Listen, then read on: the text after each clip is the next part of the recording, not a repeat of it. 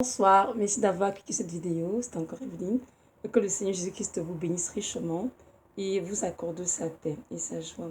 Aujourd'hui, nous sommes le 12 septembre 2018 et c'est avec beaucoup de joie que je vais partager un sujet avec vous. Le sujet concerne des chrétiens qui ont rétrogradé.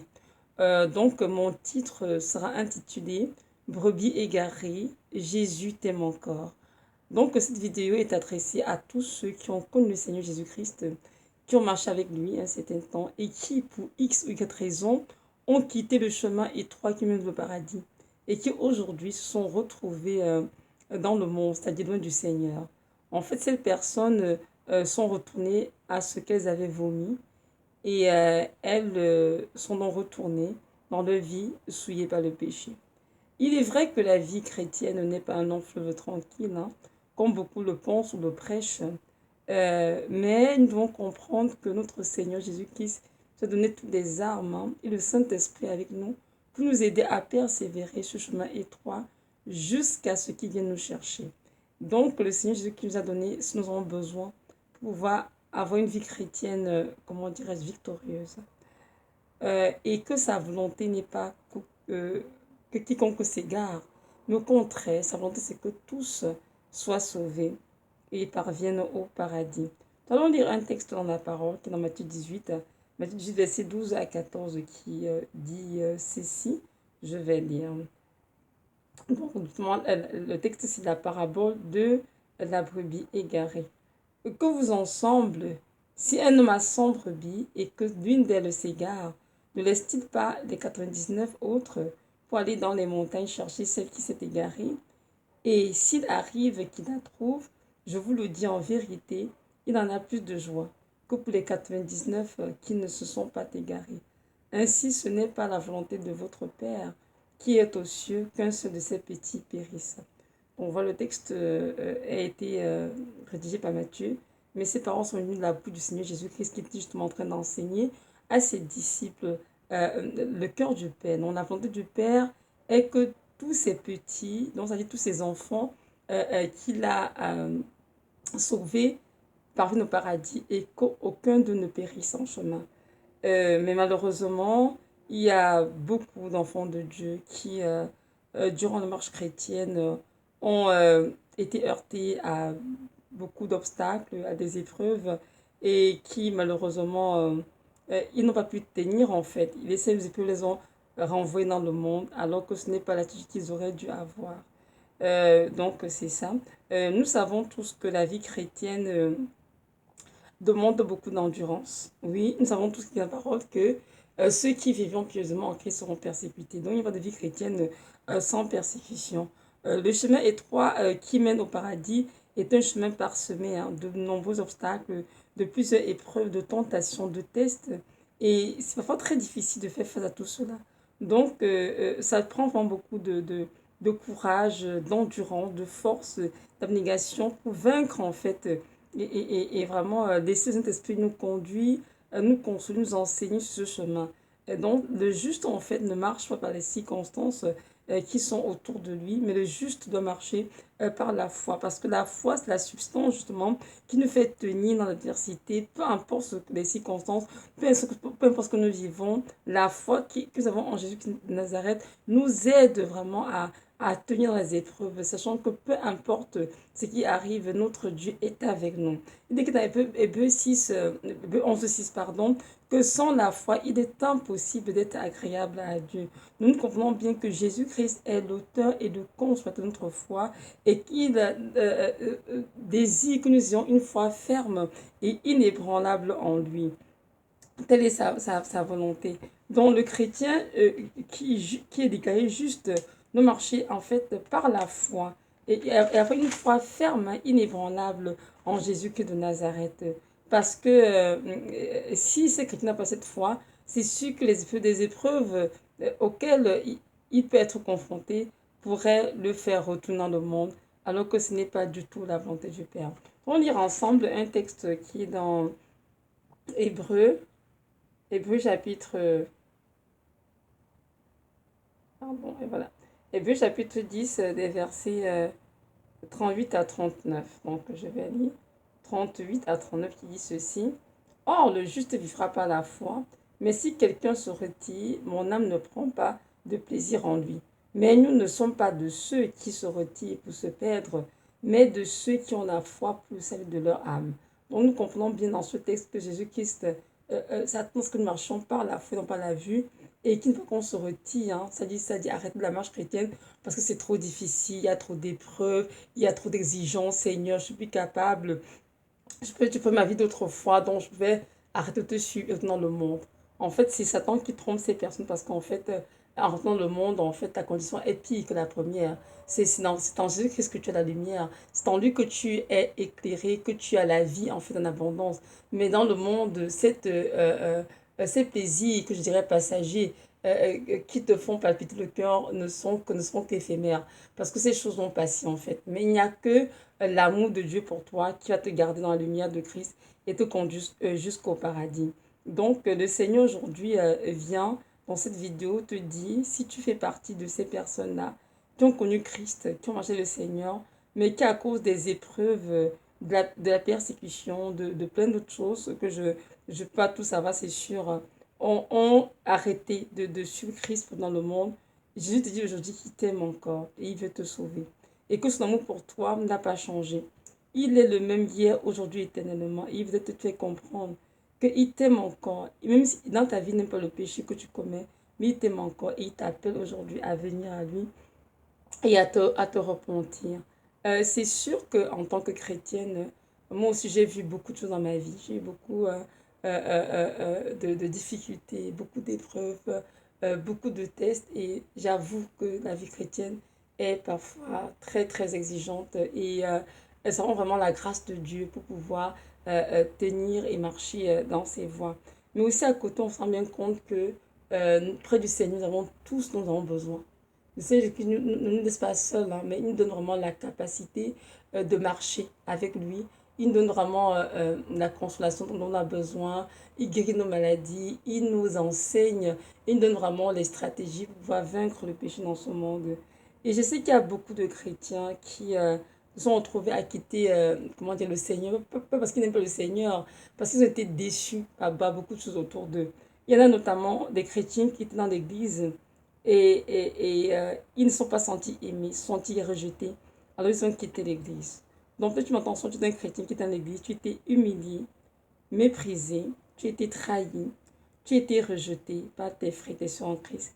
Au lieu de te sentir aimé par ces personnes qui disaient être des chrétiennes, tiens, en fait, tu t'es senti plutôt jugé, condamné. Et à cause de tout cela, tu as arrêté d'aimer Jésus. Tu as arrêté d'aller à l'église ou bien tu es tout simplement refroidi et tu as arrêté de lire ta Bible. Le Seigneur te dit aujourd'hui qu'il connaît tes souffrances, qu'il a entendu tes pleurs, mais qu'il veut que tu saches qu'il t'aime toujours, qu'il n'a pas changé. Et que ces hommes et ces femmes qui sont composés avec toi ont certes manqué d'amour, mais qu'il faut que tu pardonnes et que tu reviennes à lui, parce qu'il est le seul Dieu qui peut te sauver. Aujourd'hui, il te tend la main et il veut guérir toutes les blessures de ton âme et aussi restaurer ta vie et restaurer ta communion avec lui. Ne laisse pas la méchanceté des chrétiens que tu as pu le passé, ou des personnes qui t'entourent, t'empêcher de vivre la vie que Jésus-Christ a pour toi. Ne laisse pas voler ton héritage spirituel. Car n'oublions surtout pas que dans ce monde, tous ceux qui n'ont pas Christ sont voués à la perdition. Mais Christ est la lumière qui est venue éclairer tout être humain. Donc Jésus-Christ qui est ton créateur, ton Père et ton Sauveur, te dit aujourd'hui qu'il t'aime toujours et il soupire après ton âme. Alors il te demande de te repentir, de venir à lui tel que tu es et il va prendre soin de toi comme un berger, comme un père, comme le pasteur des brebis. Donc je t'invite vraiment, à toi qui m'écoutes en ce moment, de ne pas faire la sourde oreille, mais vraiment de répondre à cet appel que le Seigneur te lance aujourd'hui. Il y en a certains chrétiens qui sont refroidis en cours de leur marche chrétienne parce qu'ils ont peut-être dans le péché. Ils ont commis un péché quelconque, ils n'ont pas pu se repentir. Ils ont peut-être, au lieu de se repentir rapidement, ils ont procrastiné. Je vais le faire demain, après-demain. Et là, ils se sont rendus compte qu'à un moment donné, ils n'étaient plus capables de tenir le péché assujetti à la chair. Non, ils ont commencé à pratiquer le péché petit à petit. Et ces péchés les ont rendus captifs. Et à cause de cela, ils ont la conscience, évidemment, euh, qui les condamne. Mais au lieu de courir dans les bras du Seigneur pour se repentir et vraiment obtenir sa miséricorde, ils n'arrivent à le faire. Pourquoi? Parce que Satan les décourage en leur faisant croire que voilà, Jésus ne t'aime plus, tu as trop péché, ça ne sert à rien d'y aller de toutes les façons, tu es trop sale, tu es trop impur, il ne peut pas t'accepter. J'aimerais te dire aussi, c'est une grande tromperie de l'ennemi. Car Jésus-Christ t'aime toujours et il veut te pardonner si tu confesses tes péchés. Et qui dans la parole, dans 1 Jean 9, je crois, non, 1 Jean 1, pardon, verset 9, si nous pardonnons, si nous confessons nos péchés, il est juste et bon pour nous les pardonner et pour nous purifier de toute iniquité. Jésus-Christ est toujours prêt à te pardonner. Peu importe ce que tu as fait, peu importe ce que tu as commis comme péché, peu importe ce que tu as, comment dirais-je, posé comme acte désagréable. Jésus-Christ te dit que si tu te repens sincèrement, il va te pardonner, il va te restaurer et restaurer ta relation avec lui. Donc, laisse pas Satan te voler ta bénédiction, en te faisant croire que Jésus-Christ ne t'aime plus. Ce n'est pas du tout vrai. C'est une la parole, hein, que Jésus-Christ qu'il est amour. Dieu est amour. Amen. Donc, notre Dieu, sa volonté est que tous ses enfants soient sauvés, sans exception. Et tout à l'heure, en Matthieu 18, hein, verset 12 à 14, on a bien lu que le Seigneur a dit qu'il ne veut pas que la volonté du Père, c'est que aucun de ses petits-enfants ne périsse. Il parle enfin que de petits-enfants, il parle de tous les chrétiens qui l'ont accès dans leur vie comme sauvé Seigneur. Donc la volonté du Père, ton égard, c'est pas que tu périsses, ça dit que tu te perdes et que tu fais ta vie en enfer. Mais sa volonté pour toi, c'est que tu te repentes et que tu reviennes à lui. N'aie pas honte. De toute façon, il connaît tous tes péchés. Parce que lorsque tu les as commis, il était bien là. Il a tout vu, tout était enregistré. Mais c'est pour ça qu'il compte. Hein.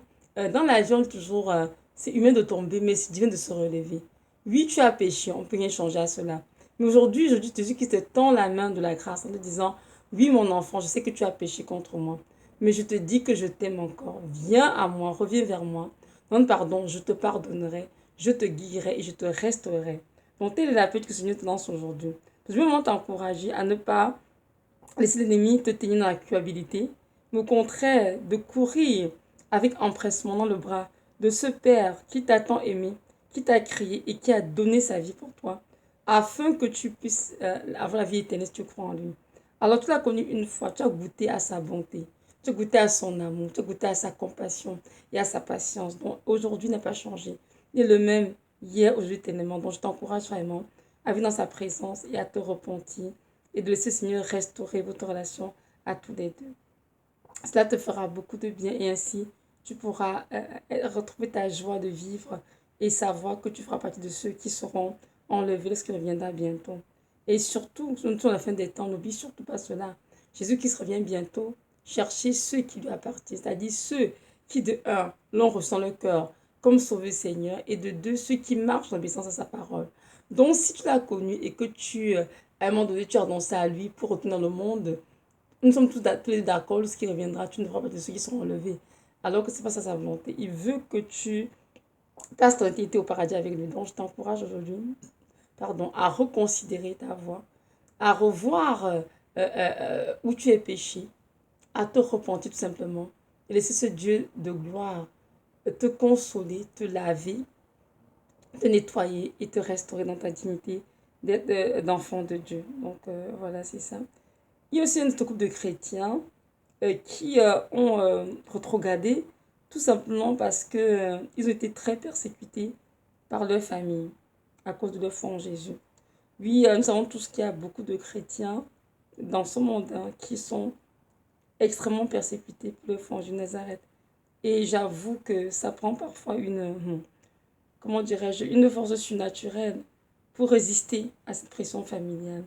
Parce que c'est pas facile de renoncer à sa famille logique pour suivre Christ, nous groupe de chrétiens. Et parce qu'on aime nos parents, on aime nos frères et sœurs, on aime nos familles, en fait, on veut rester près d'eux. Mais parfois, la difficulté est telle qu'il va falloir tout simplement faire un choix. Le choix de renoncer à la famille de suivre Christ, peu importe le prix à payer. Et je sais que très souvent, certaines personnes, devant cette pression si forte, n'arrivent pas à faire le bon choix, c'est le choix de suivre Christ et de renoncer à la famille.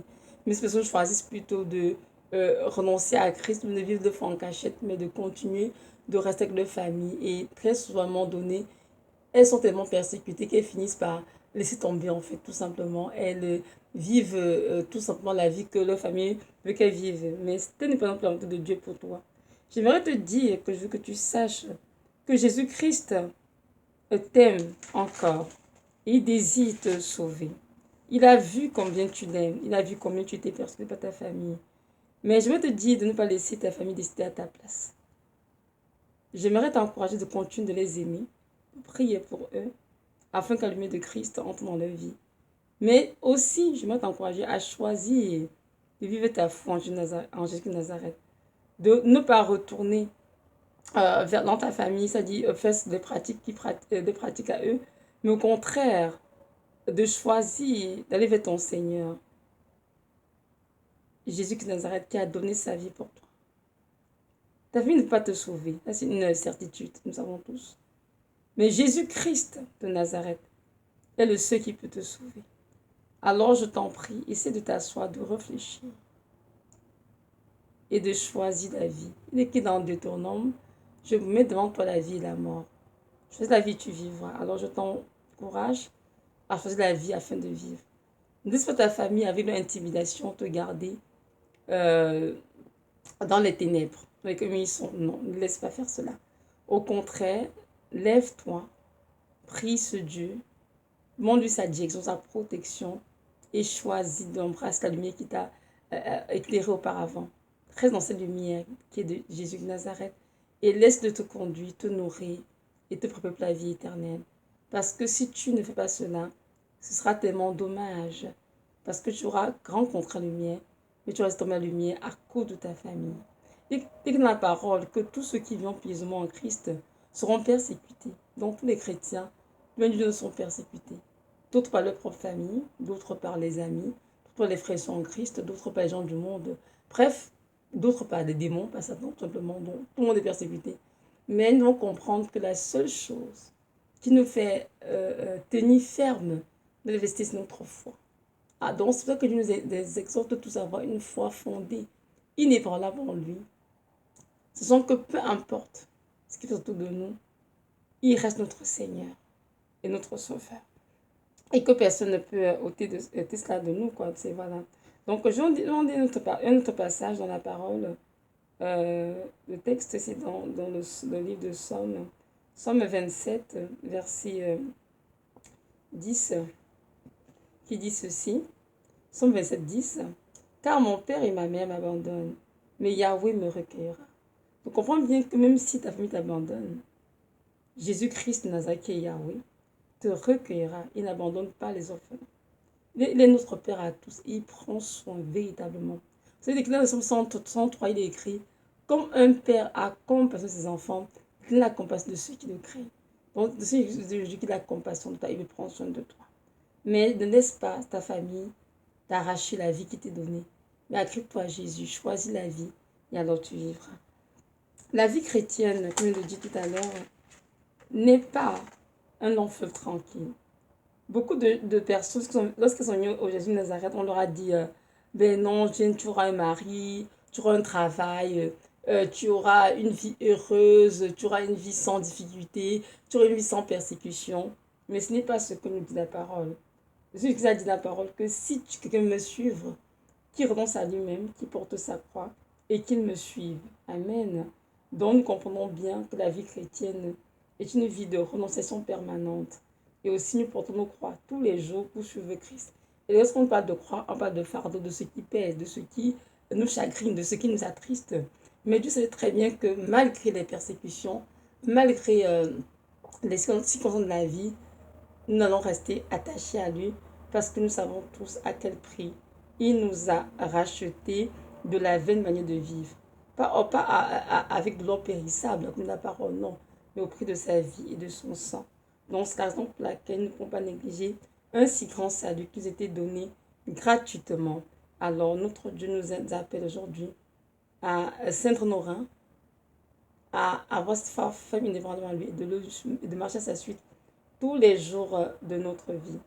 Nous allons lire ensemble le psaume 10 et à partir du verset 32 jusqu'à la fin. Non, pardon, Hébreu 10, pardon, verset 32 jusqu'à la fin. Donc je vais lire.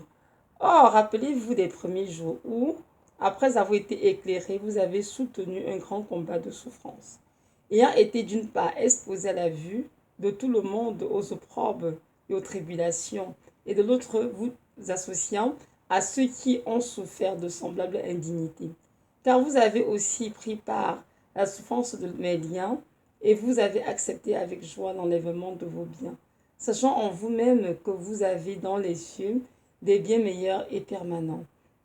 N'abandonnez donc pas cette fermeté que vous avez fait paraître et qui sera bien récompensée. Car vous avez besoin de patience afin qu'après avoir fait la volonté de Dieu, vous obteniez la promesse. Car encore un peu de temps et celui qui doit venir viendra. Il ne tardera pas. Or le juste vivra par la foi. Mais si quelqu'un se retire, mon âme ne prend pas plaisir en lui. Mais nous ne sommes pas de ceux qui se retirent pour se perdre, mais de ceux qui ont la foi pour le salut de leur âme. Parole du Seigneur. Donc, Hébreu 10, 32 à 37, 39, pardon, nous montre bien que le Seigneur Christ nous appelle à souffrir avec lui, à, à prendre part aux tribulations, aux opprobres, mais aussi à garder notre cœur attaché à lui, c'est-à-dire en ayant une foi ferme, inébranlable. Sens bien que peu importe ce que nous avons dans ce monde, nous avons dans le ciel des trésors meilleurs et permanents. Donc il nous exhorte, verset 35, de ne pas abandonner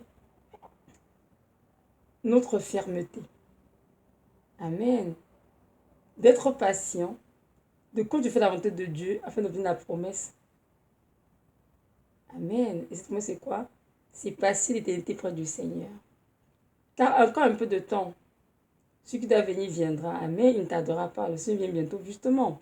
Chercher une église qui a foi en lui, une église pure, sans ride ni tache.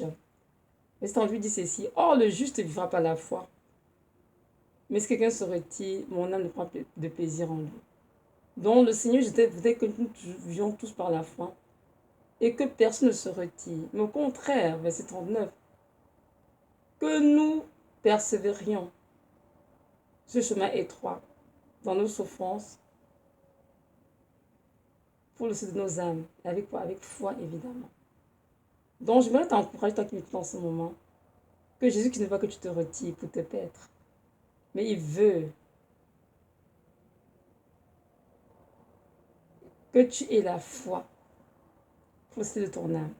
Parce que telle est ta volonté pour toi et pour tous ceux qui se disent chrétiens. Donc voilà, donc je vais te dire aujourd'hui, toi chrétien qui as rétrogradé, toi chrétien qui est une brebis égarée, Jésus-Christ t'aime encore. Il t'aime d'amour éternel. C'est qui dans Jérémie 31, verset 3. Je t'aime d'un amour éternel. C'est la raison pour laquelle je te concède ma bonté. Donc, je te dis qu'aujourd'hui, qui t'aime d'un amour éternel, c'est la raison pour laquelle il te concède sa bonté. Dans sa patience avec toi, c'est pour que tu te repentes enfin et que tu reviennes dans la bergerie. Amen. Parce que lorsque Jésus-Christ n'entend pas ta voix, ne va pas vivre pour lui. Il est fortement attristé. Pourquoi? Parce qu'il a donné tout pour toi. Il était meurtri à la croix, brisé pour toi. Il était méprisé, abandonné, humilié. Il était crucifié. Il avait son sang pour toi. Alors je t'encourage de ne pas négliger un si grand salut. Parce que c'est au prix de sa vie qui t'a racheté. Alors réponds. Réponds vraiment à son appel qui te lance aujourd'hui. Ce cri du cœur du Seigneur qui t'aime et qui veut restaurer votre relation. Donc, je t'encourage vraiment à ne pas, comment dirais-je, laisser limite te voler ta vie, ton héritage en Christ, mais au contraire. Prends ton courage à deux mains, va vers le Seigneur, il t'attend, les bras grands ouverts, confesse tes péchés, pour ce que tu as fait, peu importe la raison pour laquelle tu t'es taché de lui. Dis-lui seulement, Père, je viens à toi, tel que je suis, sans rien de bon, Seigneur. Je veux juste que je me pardonne et je veux juste te reconnecter avec toi. Et je sais que le Seigneur Jésus-Christ t'aidera à le faire. Car sa volonté, c'est que nous ne périssent, mais que tous nous parvenons à la connaissance de la vie, la vérité, à la vie éternelle. Donc voilà.